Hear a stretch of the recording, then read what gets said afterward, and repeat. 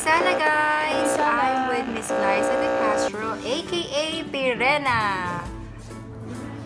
Ano yung pinaka nagustuhan mo na ugali ng character? Ano siya, impulsive siya. Unpredictable. Kumbaga parang minsan or most of the time pinapakinggan niya yung instinct niya. Palaban siya in that way. Which is somehow similar to the real Liza. Na ano siya, parang kapag kami gusto siyang gagawin niya kaagad. Hindi siya magpapatugtog. Hindi siya nagpo-procrastinate. We all know that you're such a good actor. So, meron pa bang eksena na challenge ka? Every scene may challenge. I mean, may mga times talaga, especially the last few weeks, kinakabahan talaga.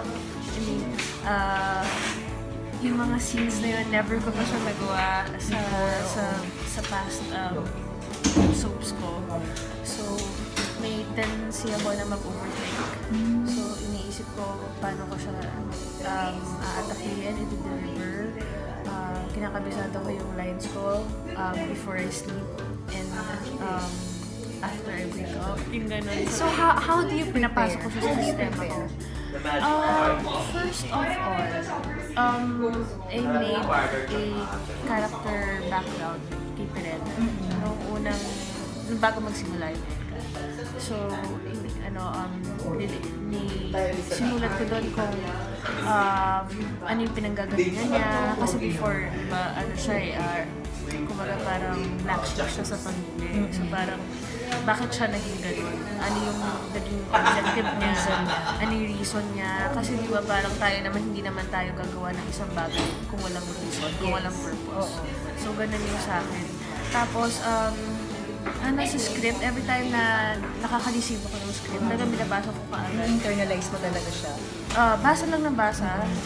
Ano ko siya, talaga yung comprehension dapat 100%. Oo, alam mo hindi lang sa mga eksena mo, kundi sa eksena rin ng mga ibang character. So alam mo kung ano yung takbo ng storya. Tapos sa mga scenes ko, inaano ko siya parang hinihimay-himay ko siya. Doon sa isang line ko, let's say, ano ako dito, devastated or disappointed. Sa next scene, malungkot or guilt. Yung mga ganun. So, kada linya, meron, depende sa kung paano ko hahatiin yung lines ko. Especially kapag mahaba. Kailangan iba-iba yung atake mo doon. Given that fact, especially if crying scene or sobrang mabigat yung eksena. For instance, like, syempre, yung paligid mo parang masaya, syempre. Tapos biglang, di ba, magka-take na, kailangan umiyak ka kasi kailangan, Minsan, nag-music ako. Minsan, dinatulog ko. Minsan, buong araw tahimik ako kasi nga, lagi ko iniisip kung anong gagawin ko, kung ano yung panggagalingan ng istorya, bakit ako dumating sa point na talagang breakdown ako. Kaya minsan hindi ako makausap. Talagang nakita namin talagang how serious and how much passion and love you put into your work.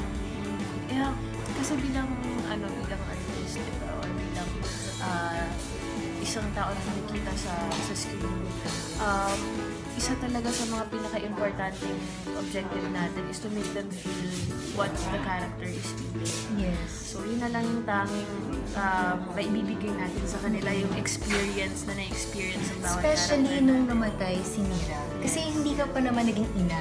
Oo. So, yung hugot doon talaga, di ba? Iniisip ko doon yung isa sa mga pinaka-importanteng tao sa buhay ko, let's say, nanay ko or family ko, di ba? Though ayoko namang isipin na sa totoong buhay mangyayari yun sa kanila.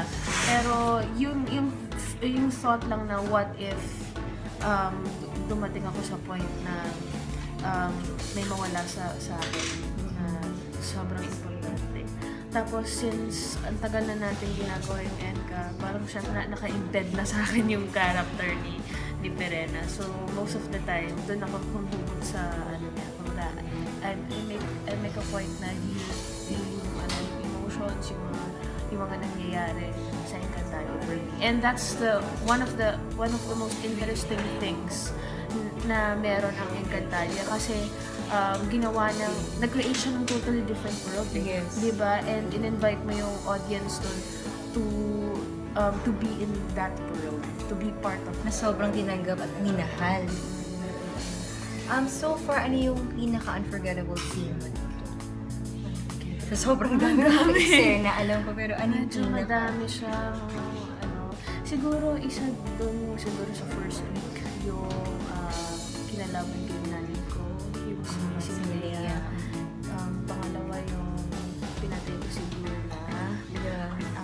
Tapos yung paghingi ko ng tawad sa mga kapatid ko, isa yun sa mga turning points ko pala. Namatay si Leia. Ang dami actually, hindi ako makapangin. Sobrang dami. Marami nagmamahal sa aspirant.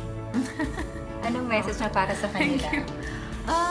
Nakakatawa kasi nakikita ko yung kinikilig sila. So, kumbaga sa mga hirap na dinanas ni Perena, refreshing to see her na nakasmile, na medyo kinikilig. Kumbaga parang breather to for her. And Parang ibang side naman ni Perena. ibang side ni Perena. And parang nakakatuwa rin na galing dun sa previews sa Enka, kumbaga sobrang nag-deviate na siya yung mga characters ng bawat isa sa present Enka ngayon na iba-iba na, like ito may angle si Perena na ganyan, na medyo siya, pabebe. Kaya nga unpredictable ang Encantadia right now, diba? Parang pag hindi ka nakapanood ngayon, marami kang na-miss. Yes. Diba?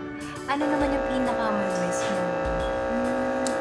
Siguro yung mundo na to, ito yung kabuuan ng Encantadia. Kasi, di ba parang kahit na wala kang dating, nag-aabisala ka, or nagpapasneya ka, Saka yung mga tao, pag nami-meet mo, Abisala Eshma, Abisala, kumbaga, diba? yung effect niya na meron sa akin Dala-dala mo bilang siya eh. aktor at I think sa mga viewers natin, ay naging part talaga sila ng mundo na to.